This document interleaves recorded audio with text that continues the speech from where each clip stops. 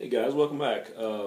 Tonight, as part of a community YouTube project, I'm going to review the sixth installment, or chapter 6 of All-Star Superman.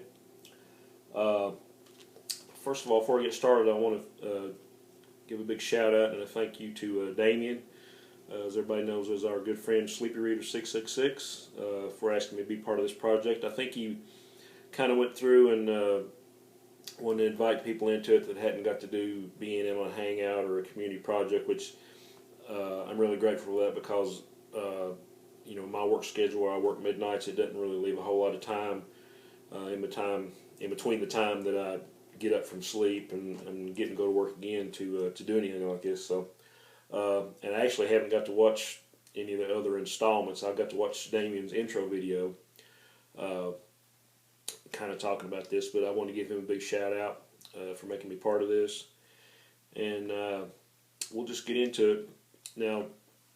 For fans of this story, I mean, I'm sure all of you know how it got started. I think Grant Morrison was at a convention or a comic show, and he saw a guy dressed in a Superman costume, that just kind of looked like Superman. So he started talking to him, and I think it kind of gave him the idea to do this story.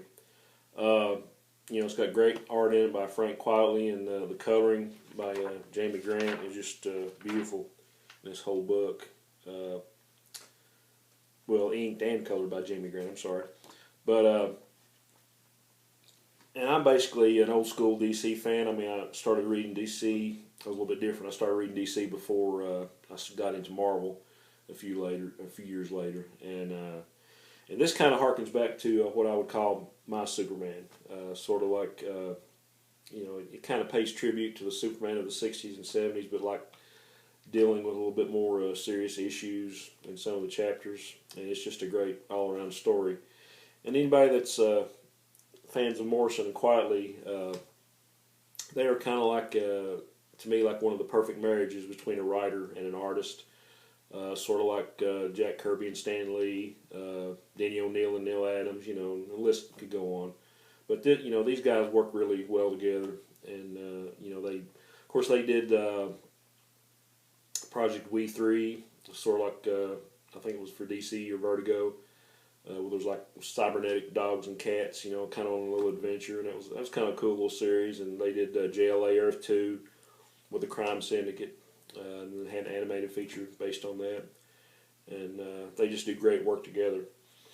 But as far as the story goes, this chapter kind of deals with Superman kind of back in Smallville for a little while because he's already been away from home. He saw Metropolis. He's a budding journalist, and it's kind of him back visiting the family and visiting his friends, and you kind of see him and Jonathan kind of out in a field talking, and Jonathan's kind of like, well, said, I always regretted that your mother and I couldn't have children, so I'm not much of a churchgoer, so he goes out in the field and he prays, for a baby or for a miracle, and then here he comes out of the sky, in a spaceship, and there's some cool little scenes in here. You see his little super dog Crypto show back up, and they're getting ready to play fetch with a tree. And you kind of see a panel here that kind of tells you what's going to go on because the title of the story is A Funeral in Smallville. And then you kind of see Jonathan kind of having some distress or some chest pains there. But there's some good panels in here. And he's still kind of young, so he's kind of like, woohoo, he's chasing off through space with his dog. And him and Miles kind of talking, so, well, he's meant for greater things than being on a farm. And you have this character come in and kind of looks like him. So, well, I hear you're looking for, help with your harvest, And there's some more great panels and art. Him and Crypto out playing with asteroids, and kind of see him sitting on the moon there, looking back at Earth. And you have some guys come in. That's going to be helping with the harvest, and Clark's kind of like, well, who are these guys? I can help Pa get in the harvest all by myself. And his mother's like, well, your father's kind of old school, and he wants to do it his way. Well, you see one guy that kind of looks like Superman. He's got the spit curl, and one little dude with a derby hat kind of gives you the impression of another little Superman character, Mr. Mxyzptlk. And then you have this mysterious guy in the back with the bandages on his face.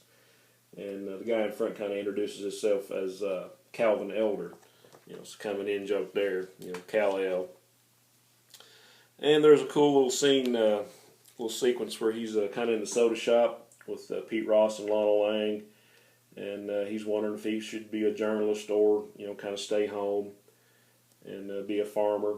And he was kind of creeped out by meeting those guys last night because he just wondered who they were. And then you have a little panel at the end I thought was kind of cool. Lana's like, why do you act like I don't know who he is, And Pete's like, Lana, I can't talk about that, So you still kind of have that same dynamic, everybody's trying to protect his secret. But by this time, Superman kind of figures out that these guys just aren't guys to work on the farm. I mean, he finds out that there's been flying around in Superman costumes, and they're actually chasing a creature called the Chronivore, which is like something that ages people and things and eats up time. And they couldn't save this old man here because the creature aged him. And then you see so-called Calvin Elder. He turns out to be the Superman from year 853,500, which another book that Morrison wrote back in the 90s was called DC 1 Million, and it was about all the future of the superheroes, and they actually had instead of the Justice League, they had the Justice Legion A.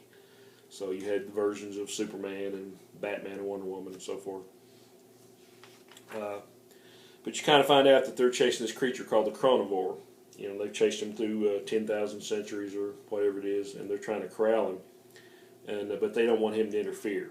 And here you see some panels of actually what the Chronivore looks like. And you see the little descendant.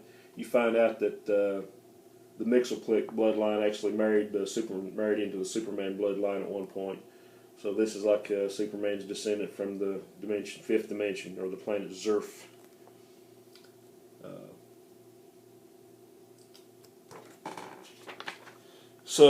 And they're going after the Chronivore, and Superman wants to help, but they're trying to hold him back. Said, "No, you can't." He says, "Well, these are my people in my town, so I will help."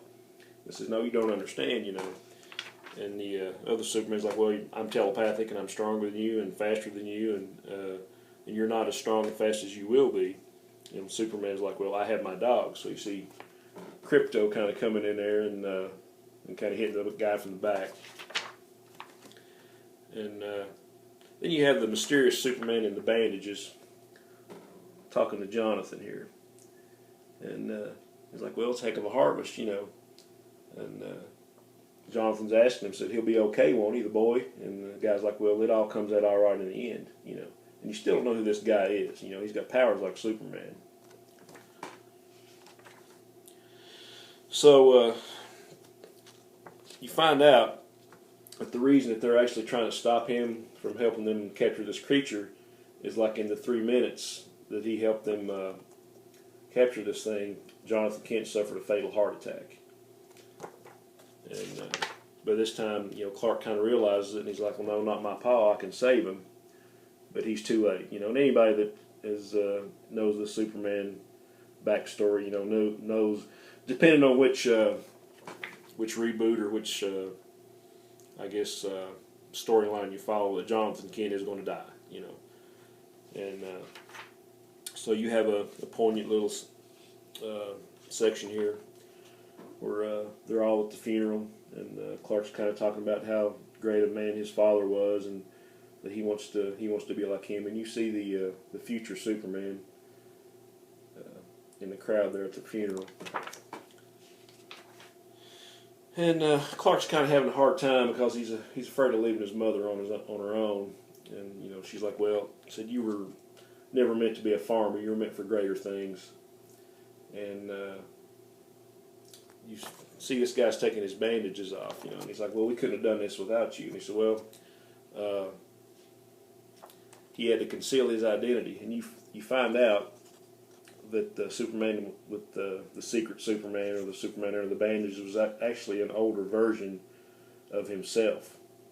And he was part of the Superman squad that had to come back and stop the Chronivore because he already knew what was going to happen from history. But he just wanted to come back and see his father one more time. So, in this section you see like more descendants of his from the future. And they have an indestructible rose from New Krypton that they want to give him. And they're all about, well, it was a great honor meeting you. And it just shows like the whole legacy of the Superman line, So, and it's kind of this was like one of the greatest pages, of Superman that I've seen in a long time. And of course, this is like the future Superman, his future self, kind of kneeling at his father's gravestone. So, really great chapter. The whole series is awesome. But this kind of reminded me of the Superman that I read as a kid. And Morrison's writing is just stupendous. I mean, just anybody that's not a fan of Morrison, you need to go back and get the trades, and anything that the guy writes is, to me, is some stuff is better than others. I mean, he had a great run on Batman and Robin, on Batman Incorporated. Had a little run when the New 52 first started with Action Comics. Wasn't real crazy about that one. That wasn't some of his best stuff, but this is. And so I encourage anybody that hasn't read this story to go back and get the trade or get the singles or the hardback. I mean, it's been reprinted, dozens of times so far, I think. But that's it. Chapter 6, All-Star Superman. I want to thank you guys for watching. Once again, thanks to Damien and crew for including me on this. And I'm going to try to get back and watch all the other reviews. And then I think there's going to be like a little get-together at the end, maybe a hangout. Hopefully I can, be off work and try to be a part of that. But I appreciate you guys watching. And as always, onward and upward.